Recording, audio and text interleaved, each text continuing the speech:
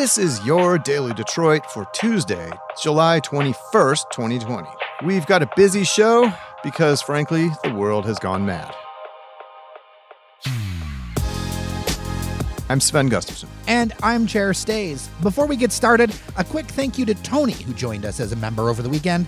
Got the email while I was enjoying a socially distant jazz pianist at the congregation in Boston Edison. Sven, a very nice night. It looked like it. It brought a smile to my face, and thank you so very much. Socially distant jazz pianist might be a great name for a music act. That guy might want to consider renaming himself that way.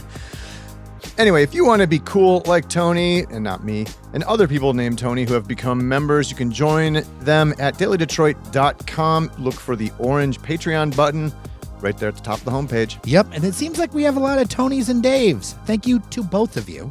Let's get started. All right, we kick things off today with coronavirus updates as usual. On Monday, the state of Michigan reported 489 new daily confirmed coronavirus cases and 7 deaths. That brings the pandemic total to date to more than 74,000 cases and 6,100 deaths. The Harvard Global Health Institute indicates moderately increasing cases per 100,000 people in Wayne, Oakland, and Macomb counties. Although cases in Wayne County as a whole are rising and are almost to a level of accelerated spread, according to the Institute, the City of Detroit's dashboard reports a negligible amount of cases and almost no deaths in the past 7 days. Good news there. Macomb County is also quickly approaching the orange or accelerated designation. Sitting down with WDIV's Devin Skillian on Flashpoint over the weekend, Governor Gretchen Whitmer talked about how we are at a turning point. So right now, of course, we are at a turning point. Our numbers in the next 55 days could heat up and make us just like Florida, which is a catastrophe. A lot of people are going to die. The economy is going to be just absolutely busted in the state of Florida. Or we can do what we did before and mask up and push these numbers down and do so in a way that makes us the envy of 49 other states. Could federal officers be deployed to Detroit streets like they have been for days in Portland, Oregon? Controversy has erupted in that city after footage emerged showing camouflaged, heavily armed officers with no identifying badges apprehending protesters and loading them into unmarked minivans. The officers turned out to be from the Department of Homeland Security and other federal agencies sent to Portland purportedly to protect federal property. This is part of a law and order strategy the Trump administration is enacting and promised to deliver to cities across the nation in an Oval Office question period on Monday, and that includes Detroit. Well, I'm going to do something that I can tell you, because we're not going to let New York and Chicago and Philadelphia and Detroit and Baltimore and all of these, Oakland is a mess. We're not going to let this happen in our country, all run by liberal Democrats. But there are major unanswered questions about those federal agents' conduct. Late last week, there was the arrest of a protester who was whisked into an unmarked van to an undisclosed location, which later found out to be the federal building, then read his rights and released with no idea if he's even been charged with the crime. The federal officers have used more violent policing techniques than local officials, including the deployment of tear gas when the city of Portland does not allow it. There's also a viral video that shows federal agents repeatedly clubbing an unarmed protester, a Navy veteran, who was not resisting. The city's mayor and Oregon's governor have both demanded the Trump administration remove the troops, and the state's attorney general has sued the federal government for violating the protesters' constitutional rights. CBS News reported Monday that 175 federal agents are already on their way to Chicago. Violent crime has been up in cities across the nation. Over the weekend, Detroit police released details of 14 shootings or stabbings. That includes 2 quadruple shootings and 7 total deaths. However, it's widely seen by critics that President Trump is using this as a political opportunity to put federal agents in cities. Reaction has been swift. Congresswoman Rashida Tlaib, a Democrat of Detroit, tweeted, quote, "They'll have to arrest me first if they think they're going to illegally lay their hands on my residence," unquote. Governor Gretchen Whitmer, in a statement, said that there is, quote, "no reason for the president to send federal troops into a city where people are demanding change peacefully and respectively," unquote. Sven, I think we both have things on this one. Jared, this is terrifying. This is like straight up Gestapo tactics. I mean, you don't send unmarked federal agents into cities. Like, that's not what we're supposed to do here in the United States of America. I mean, Trump is taking this whole I am the law and order candidate, mantle to the extreme, right? He's really leaning in on this. And, I will say it really does not give me comfort because, you have to consider the fact that he has cozied up to some really awful world leaders during his 3.5 years in office, right? I mean, he and Kim Jong-un, right, of North Korea fell in love. Those were his words. He's also hosted Recep Erdogan, the Turkish leader in the White House. He's been cozy with others like, Viktor Orban of Hungary. These are all pretty awful authoritarian leaders who have cracked down on the media and stifled dissent and done all kinds of awful things. Even just listening to Trump in that clip that we aired before, he sounds like a George Wallace of the past, the famous, I believe he was the Alabama governor, if I'm not mistaken, who unleashed dogs on black people protesting during the civil rights era and everything like that. This is scary stuff, man. I feel like things are escalating very quickly, and this is a frightening moment. Well, and we don't always cover this national stuff unless it touches Detroit, but it very well could touch Detroit. And I think the things are only going to get crazier in the next few months. I'll note in that quote, he talks about weak leaders, Democrat-led cities.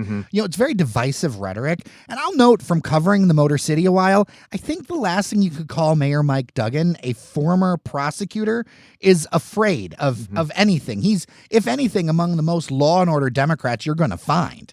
When it comes to Detroit, it goes without saying the complexity of coming into a majority black city without the consent of local governments. I mean, it could just prove to be a flashpoint and a mess. And I have to wonder if that's the intent. It's key here to note, though, that it's one thing for a local government to ask for support. Already on Twitter, people have mentioned, people came in during 67, things like that. It's different when a local government asks for support.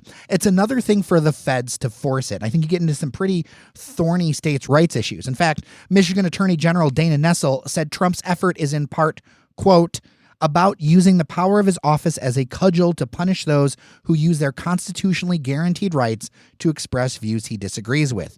Such threats undermine peace and stability in our communities by unnecessarily escalating tensions and encroaching on states' rights. And that states' rights portion is something that throughout this entire coronavirus crisis has become more and more key because in a lot of ways there has not been a national strategy to deal with the virus. And I find it kind of sad when people who usually champion states' rights line up against steamrolling them when it's convenient for a political agenda. I mean, to me, and maybe it's my libertarian streak, but it's decidedly unconservative and rather authoritarian to just go into states uninvited. These are separate layers of government. Indeed. In other news, a Detroit police corporal, Daniel DeBono, has been charged with 3 counts of felonious assault for shooting 3 photojournalists with rubber bullets during protests in Detroit on May 31st.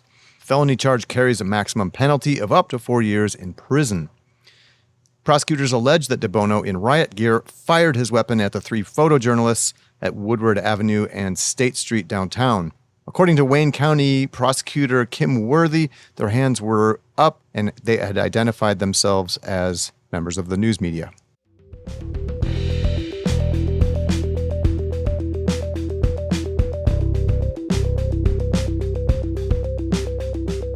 Embattled Detroit City Councilman Gabe Leland has been charged with felony misconduct in office stemming from a bribery case involving a local collision shop owner. The Freep reports that the new charge comes a month ahead of a scheduled federal trial, where Leland was set to be tried on 3 counts of bribery. He's accused of demanding $15,000 from businessman Bob Carmack to help with a dispute with the city over property that both sides claimed as theirs. The new charge suggests that Leland's fate could be now decided by a state court instead of a federal court. A plea deal is also possible. Misconduct in office carries a maximum penalty of 5 years in prison and a $10,000 fine. Leland was charged with 3 counts of bribery in 2018 after a federal grand jury determined he agreed to prevent the city from selling land on Michigan Avenue in exchange for $15,000 from Carmack. Leland at the time was chair of the City Council's Planning and Economic Development Committee. He later was the only member of that committee to vote against selling the property. Carmack later agreed to wear a wire for the FBI in a conversation with Leland. Leland continues to serve on city council and has not received any censure or other restrictions from his colleagues.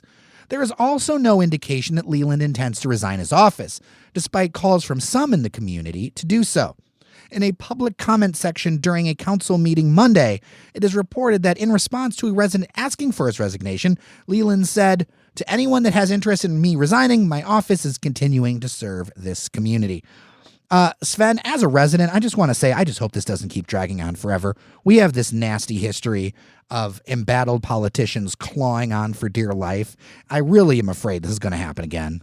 I think the best thing that could happen to the Detroit City Council is for it to just stop making news like this. Like, it just needs a period of like quiet where it just goes about the kind of boring, unremarkable business of running a city and, approving budget documents and things like that, because corruption has just a long tattered history with that body and it just needs to stop. Well, remember when we did bribery for sausage? At least we're getting the cash now.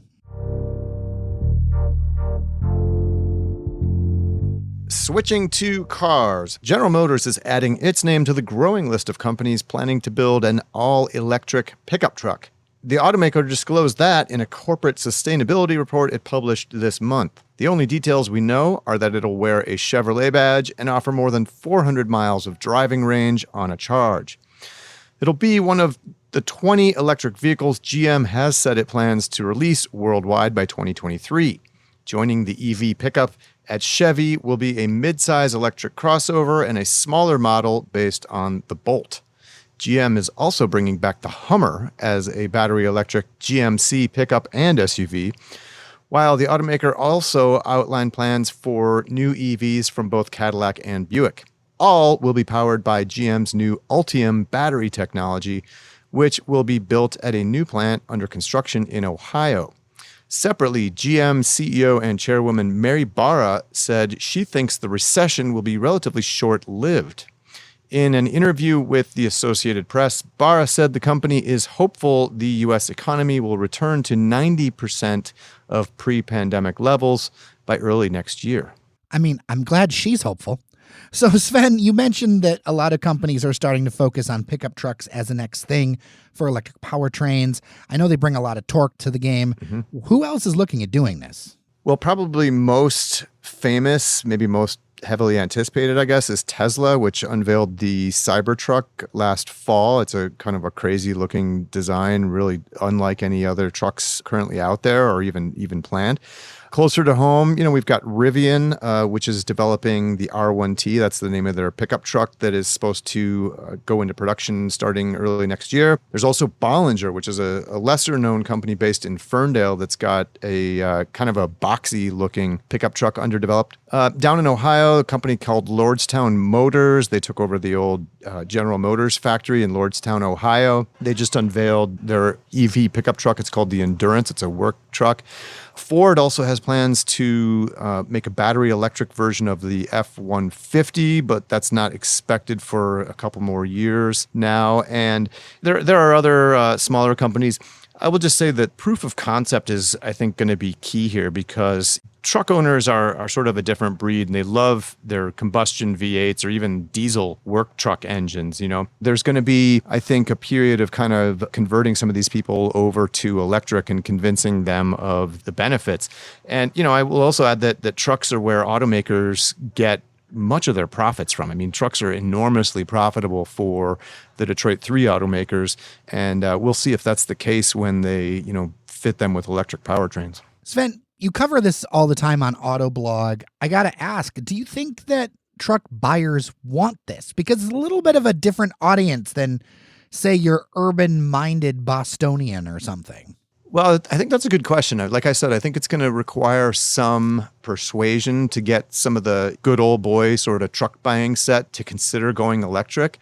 I think maybe there's an opportunity to expand the ranks of truck buyers a little bit. I mean, maybe some people who would ordinarily go for an SUV might be persuaded to get a truck. Some more like urban or suburban buyers flip over to buying a truck with an electric powertrain.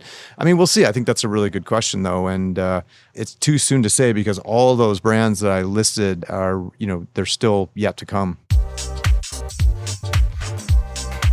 SACRA, the regional recycling authority for 12 Oakland County communities, is reopening its recycling drop-off center on Coolidge in Troy, but it's making some changes to keep safe during the pandemic.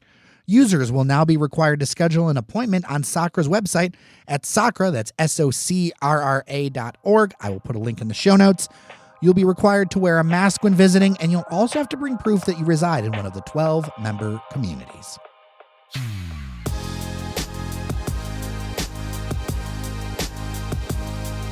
And we are done for today. Remember to become a member at dailydetroit.com. Just hit the Patreon button on the homepage. Look, every few bucks count. It makes a huge difference. And if you have feedback, hit us up at dailydetroit@gmail.com. I'm Jairus Days. And I'm Sven Gustafson. Take care of each other. We will get through this together.